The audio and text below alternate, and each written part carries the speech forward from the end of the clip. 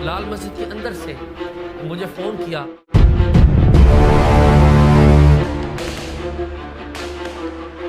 چوئی صاحب نے کہا کہ مذاکرات ضرور کامیاب ہوں گے. لال مسجد کے اندر جو ملیٹنٹس تھے جو سارے بھاگ گئے اور ابھی تک زندہ ہیں وہ سارے, اور جو عام سویلین تھے ان کو مروا دیا. لال مسجد اسلام آباد کی وہ کالی صبح 10 جولائی 2007 رات کے 2 بج رہے تھے. اسلام آباد میں کوئی بہار نہیں تھی, گلیاں سنسان تھی, لیکن ایک بندہ تھا جو جانتا تھا کہ وہ آج رات زندہ نہیں بچے گا. لیکن یہ بندہ کون تھا, یہ مسجد کیا تھی, اور کیوں پاکستان کی پوری آرمی ایک مسجد کے باہر کھڑی تھی؟ آج میں تمہیں وہ کہانی سناتا ہوں جو پاکستان کی ہسٹری میں ہمیشہ کے لیے درج ہو گئی ہے.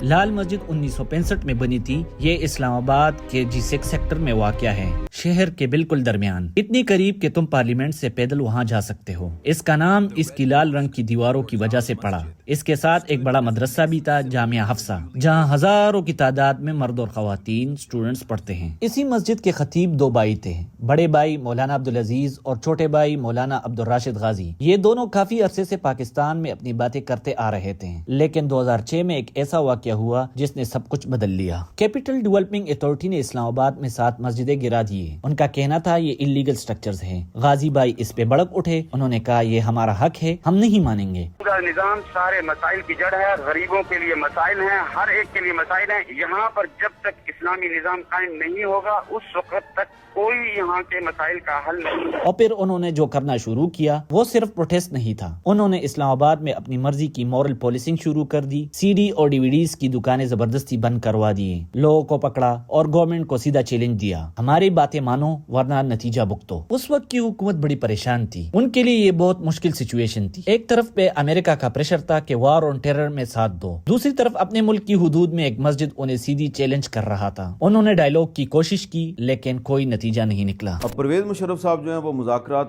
کا ڈرامہ کر رہے تھے لیکن مذاکرات کو کامیاب نہیں بنانا چاہتے. پھر ہوتے ہوتے 2007 میں سچویشن اور بھی خراب ہو گئی. مسجد کے اندر سے خبریں آنے لگی کہ وہاں مشین گن, راکٹس, گرنیڈ جیسے ہتھیار جمع ہو رہے ہیں. انٹیلیجنس حیران تھی کہ اتنی ایڈوانسڈ ویپن کہاں سے آ رہی ہے. بعد میں پتہ چلا کہ مسجد کے اندر کچھ لوگ ایسے تھے جو کشمیر اور افغانستان میں گوریلا وارفیئر کی ٹریننگ لے چکے تھے. یہ کوئی عام مدرسے کے بچے نہیں تھے. اور پھر ایک دن وہ ہوا جس نے پوری دنیا کا دھیان اسلام آباد کی طرف موڑا. اس میں یہ تھا کہ جو لوگ اندر اسلحہ لے کے گھسے ہوئے تھے ان لوگوں نے دراصل مولانا عبدالعزیز اور عبدالرشید غازی کو ہوسٹیج بنایا ہوا تھا, اور ان کو ایک بڑی سی گاڑی جو ہے وہ آتی تھی, اور ایک شفٹ کا جب کام ختم ہو جاتا تھا تو پھر دوسری شفٹ کام سنبھالتی تھی اور وہ دوسری شفٹ نکل جاتی تھی. اسلام آباد پولیس کو سارا پتا تھا. مسجد کے کچھ لوگوں نے چائنیز لوگوں کو کڈنیپ کر لیا اور ان کا الزام تھا کہ وہ ہمارے پاس ہیں اور یہ چائنا کے شہری ہیں, اور پاکستان چائنا کا سب سے بڑا دوست ہے, اس لیے ان پہ ڈپلومیٹک پریشر بھی ہوگا. 3 جولائی 2007 پاکستان کے سب سے خطرناک اور ٹرینڈ فائٹرز مسجد کے چاروں طرف پھیلا دیے گئے. ٹینکس اور آرٹلری گنز باہر کھڑی تھی. پوری ایریا کو سیل کر دیا گیا. آپریشن کا نام رکھا آپریشن سن رائز.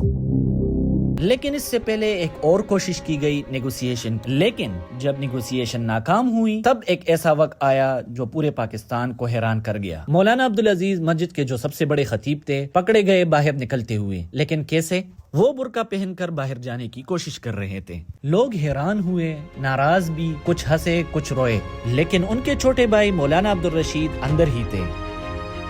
مولانا عبدالرشید نے فون اٹھایا, ایک جرنلسٹ کو کال کی اور کہا میں یہاں سے زندہ نہیں نکلوں گا, یہ میرا فیصلہ ہے, اور فون رکھ دیا. تو آپریشن کے دوران جس دن ان کی ہلاکت ہوئی اس سے 2 روز پہلے عبدالرشید غازی نے لال مسجد کے اندر سے مجھے فون کیا اور مجھے بتایا کہ وہ مشکل میں ہے, اور انہوں نے اپنے ایک ساتھی کے ٹیلی فون سے وہ فون کیا تھا اور وہ ساتھی ان کا زندہ ہے. اگلی 7 راتوں تک جنگ ہوتی رہی. کمانڈوز باہر تھے, اندر سے فائرنگ آ رہی تھی. یہ کوئی ایک طرفہ لڑائی نہیں تھی, یہ ایک اصلی جنگ تھی جس نے حکومت پاکستان کو چیلنج کیا تھا. کنکریٹ بنکرز کے پیچھے چھپے کچھ لوگ دن رات فائٹنگ کرتے رہے. منیشن ختم ہونے کا کوئی سائن نہیں تھا. 7 جولائی کی رات ایک ایسی خبر آئی جو پوری آرمی کو ہلا گئی. رات کے اندھیروں میں ایک سنائپر نے مینار سے نشانہ لگایا. لیفٹیننٹ کرنل ہارون اسلام SSG آپریشن کے کمانڈر کو گولی لگی. وہ اگلے دن 8 جولائی کو شہید ہو گئے. یہ واقعہ بتا رہا ہے کہ اندر کتنے ٹرینڈ لوگ تھے. یہ کوئی عام اور معمولی لوگ نہیں تھے. 10 جولائی 2007 رات کا اندھیرا تھا. وہ بندہ غازی جانتا تھا کہ آج رات آخری رات ہے. اس نے چن لیا تھا اور اپنے فیصلے پر قائم تھا. صبح ہونے سے پہلے SSG کمانڈوز نے فائنل آپریشن شروع کیا. ایک ایک دروازہ توڑا, ایک ایک کمرہ کلیئر کیا, بیسمنٹ میں گئے, اوپر منزلوں میں گئے, ہر جگہ وہ لوگ داخل ہو گئے اور اندر سے جوابی فائرنگ ہوتی رہی. گھنٹوں گزرتے گئے, دھواں, گن شاٹس اور پھر ایک دم سے خاموشی. جب صبح کی پہلی روشنی آئی, غازی واقعی میں زندہ نہیں نکلا. وہ مسجد کے اندر ہی اسے مار دیا گیا, وہی جگہ جہاں اس نے اپنے لیے خود کو چنا تھا. یہ آپریشن سن رائز 8 دن بعد ختم ہوا. پاکستان کی اسپیشل سروس گروپ کی ہسٹری کا سب سے لمبا آپریشن. لیکن قیمت کیا تھی؟ سرکاری فگرز کے مطابق 154 لوگ مارے گئے. ان میں سے 91 اسٹوڈنٹس, 10 SSG کمانڈوز, 1 رینجر اور باقی سویلینز. 1096 لوگ زندہ باہر نکل گئے, جن میں 465 خواتین اور 3 بچے بھی تھے. لیکن آج بھی یہ سوال زندہ ہے, اصلی تعداد کتنی تھی؟ کیا جرنلسٹ اور ریسرچرز کہتے ہیں کہ یہ نمبر کہیں زیادہ ہے. پوری سچی گنتی کبھی سامنے نہیں آئی. مسجد کی عمارت اندر سے تباہ ہو چکی تھی. وہ جگہ جہاں ہزاروں کی تعداد میں شاگرد پڑھتے تھے,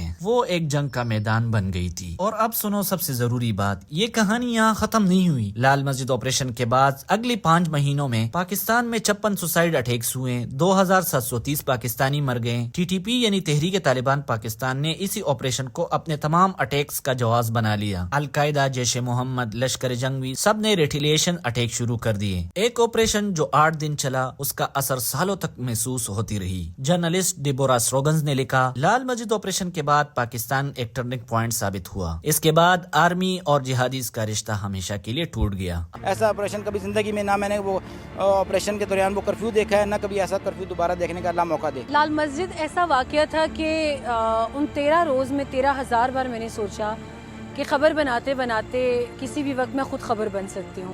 خوف و ہراس اتنا زیادہ تھا کہ جب فائرنگ ہوتی تھی تو فائر میں 1 بلٹ, 2 بلٹ یا 3 بلٹ کی آواز نہیں ہوتی تھی. ٹک ٹک ٹک ٹک لگاتار آوازیں آتی تھی.